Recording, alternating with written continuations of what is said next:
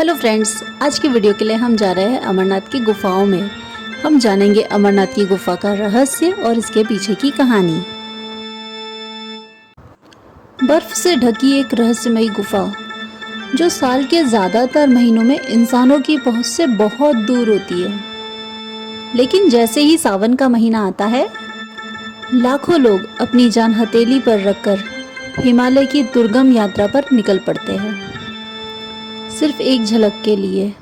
और वो झलक है महादेव की, ऐसी झलक जो विज्ञान की सोच से भी परे है। ये एक ऐसी झलक है जो हमारी श्रद्धा को जीवन दान दे देती है, और वो है अमरनाथ, बाबा अमरनाथ। हर बार यहाँ पे बर्फ एक शिवलिंग के रूप में ढल जाता है। क्या ये चमत्कार है? ये शिवलिंग अपने आप आकार ले लेता है, इसे कोई नहीं बनाता। क्या है ये? और जिस तरह से ये शिवलिंग आकार लेता है, बढ़ता है, और उसी तरह से ये धीरे धीरे लुप्त भी हो जाता है।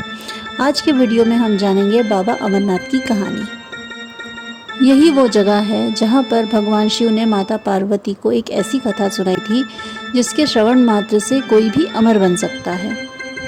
अब यहाँ पर कई सारे सवाल उठते हैं। अगर वो कथा है तो कहाँ है? क्या पार्वती जी के अलावा किसी और ने भी उस कथा को सुना था? और अगर सच में किसी और ने भी सुना था तो कौन था वो? क्या आज भी वो जीवित है? क्या आज भी वो इस धरती पे विद्यमान है?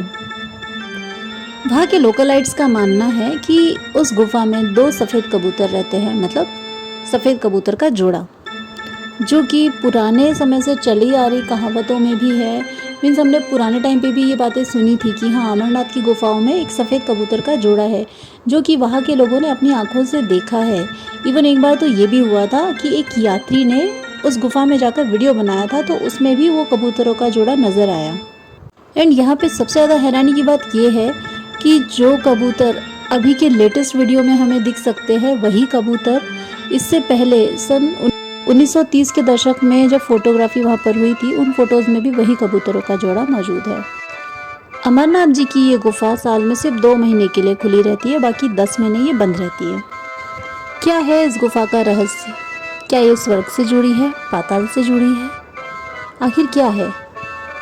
और साथ ही क्या है शेषनाग झील का रहस्य? क्या आज सच में आज भी यहाँ पर शेषनाग मौजूद है? इस समय पूरे भारत में सिर्फ एक ही आवाज़ सुनाई देती है, हर हर महादेव, जिसका सबसे पहला कारण है सावन का महीना। लेकिन इससे भी बड़ी बात क्या है कि इस समय ही हमें शिवजी के दर्शन होते हैं। शिवजी की सारी यात्राएं इसी टाइम पर शुरू होती है। यही वो टाइम है, यही वो समय है जब ही लोग भगवान भोलेनाथ की यात्रा के लिए केदारनाथ, अमरनाथ जाते हैं और उनकी कृपा प्राप्त करते हैं।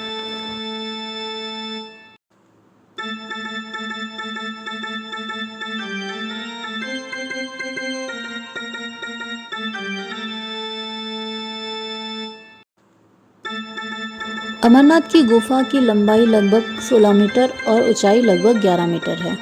लेकिन यहाँ का सबसे बड़ा चमत्कार है यहाँ पर अपने आप बनने वाला शिवलिंग, जो कि बर्फ का होता है। इसे हम स्वयंभू महादेव भी कह सकते हैं। ये शिवलिंग आषाढ़ पूर्णिमा से लेकर रक्षाबंधन तक के बनता है। जैसे जैसे चंद्रमा बढ़ते जाता है, शिवलिंग अपना आकार लेने लगता है, और जैसे पूर्णिमा होती है, इसका आकार अपनी चरम सीमा पर होता है, और उसके बाद जैसे चंद्रमा घटना शुरू होता है, शिवलिंग भी धीरे धीरे घट घट के लुप्त हो जाता है। और जैसे कि हमने आपको पहले बताया था, यही वो गुफा है जहाँ पर शिवजी ने माता पार्वती को अमृतत्व की कथा बताई थी। वह कथा जिसे कोई और नहीं सुन सकता था, मतलब कि वो कथा कोई और ना सुने, इसीलिए शिवजी ने क्या किया था, सबसे पहले नंदी जी का त्याग किया था। मतलब नंदी जी को कहीं पे रोक दिया था, और जिस जगह पर उन्होंने नंदी जी को रोका था, उस जगह का नाम बेलग्राम पड़ा, जिसे अभी हम पहलगाम के नाम से जानते हैं। फिर उन्होंने चंद्रमा का त्याग किया, उस जगह को चंदनवनी नाम से जाना जाता है। फिर शेषनाग तालाब के पास अपने गले में लिपटे वासुकी को छोड़ दिया। अंत में शिवजी ने 5 तत्वों को भी रास्ते में ही छोड़ दिया। माना जाता है कि पंचतरणी ही वो जगह है जहाँ पर शिवजी ने 5 तत्वों का त्याग किया था, जो कि है पृथ्वी, अग्नि, जल, आकाश, वायु। इस प्रकार से शिवजी और माता पार्वती अमरनाथ की गुफाओं में गए। फिर शिवजी ने माता पार्वती को अमृतत्व की कहानी सुनाई, लेकिन बीच में ही माता पार्वती की आँख लग गई और वहाँ बैठे एक पक्षी ने अमर कथा सुन ली। और जैसे ही शिव जी ने देखा कि पार्वती माता सो गई है, उन्होंने देखा वो पक्षी बाहर की तरफ उड़ गया। अब वो पक्षी तो चला गया, लेकिन उसके 2 अंडे भी वहीं पर थे। जो कबूतर आज हम देखते हैं ना अमरनाथ में, 2 सफ़ेद कबूतरों का जोड़ा, ये वही 2 अंडे थे जिनसे इन दोनों कबूतरों का जन्म हुआ था।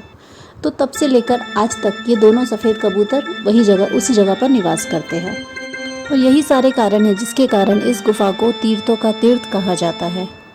ये एक ऐसी जगह है जो आपको जीवन, मरण, पुनर्जन्म सारी चीज़ों से अवगत कराता है। तो ये सिर्फ तीर्थ नहीं है, ये एक बहुत महान स्थल है। जो भी यहाँ जाता है उसे लगता है कि हमने अपने जीवन का सबसे बड़ा सुख प्राप्त कर लिया है। और ये यात्रा इतनी आसान नहीं होती है। बर्फ़ के पहाड़ों में चलकर जाना बहुत मुश्किल होता है, लेकिन सारी मेहनत भक्त सिर्फ इसीलिए करता है ताकि वो अपने भोलेनाथ के दर्शन कर सके, उनकी एक झलक प्राप्त कर सके। हर हर महादेव।